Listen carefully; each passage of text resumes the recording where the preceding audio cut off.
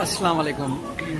अब मैं पहुंचा हूं हांगकांग के इस्लामिक सेंटर में, जहां 5वें फ्लोर पे एक कैंटीन है। और ये कैंटीन क्या, एक पूरा रेस्टोरेंट्स है जहां पे इस्लामिक फूड अवेलेबल है।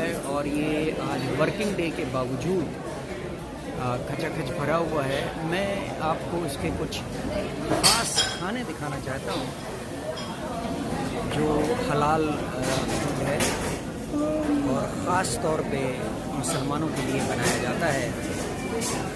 और एक बहुत ही मुख्तलिफ़ किस्म का एक्सपीरियंस मुझे हुआ यहाँ आकर।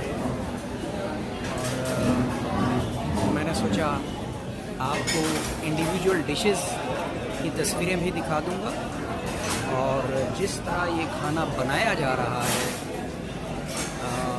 वो भी आप देख सकें।